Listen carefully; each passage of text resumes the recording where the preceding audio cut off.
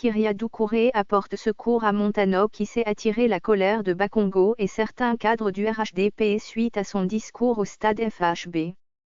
Je vous le dis, il a peur de cette Côte d'Ivoire que nous voulons représentative. Il a peur de la Côte d'Ivoire de la majorité. Il a peur de la Côte d'Ivoire plurielle. Elle est là, devant vous. Aucun Ivoirien ne ferait à ses frères ivoiriens ce qu'Alassane Ouattara nous fait. Aucun Ivoirien ne prendrait la Côte d'Ivoire en otage.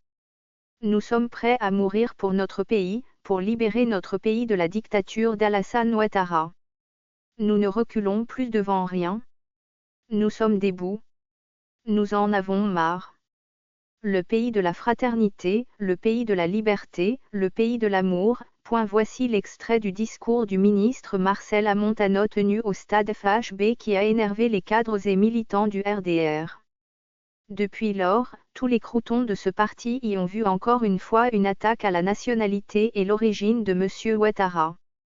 Et pourtant, ce discours aussi offensif qu'il soit n'attaque en rien la nationalité de M. Ouattara mais son amour de la Côte d'Ivoire et des Ivoiriens. Oui, on peut être légalement ivoirien et n'aimer ni ce pays ni ses habitants et c'est justement ce qu'explique l'ex-ministre des Affaires étrangères. Mais comme d'habitude, lorsqu'il est en manque d'arguments, le cadre du RDR convoque immédiatement le discours prétendument xénophobe de son contradicteur. Les narco-militants de la case n'ont que le mot haine à la bouche comme si c'était le seul dans le dictionnaire. Mais en fait, cette accusation est un refuge pour s'extirper du débat de fond. Mais comment des gens qui ont applaudi une rébellion peuvent accuser les autres de haine s'ils ne sont pas ivres?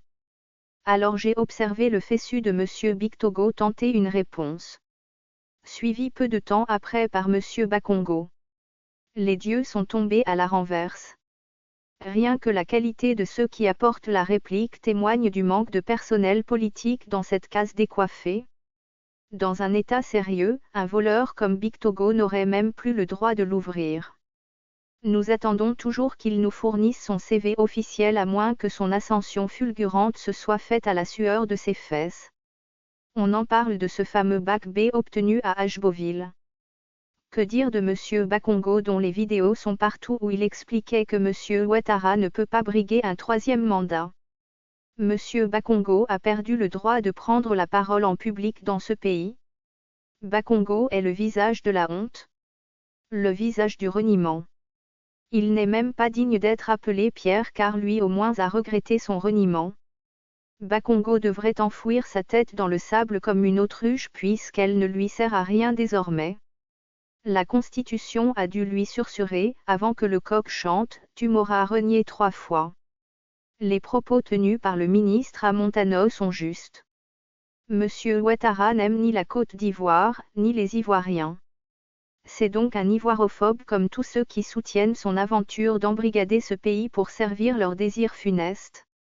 Et le lui dire n'est en rien une attaque contre les étrangers qui vivent dans ce pays ni une remise en cause de sa nationalité.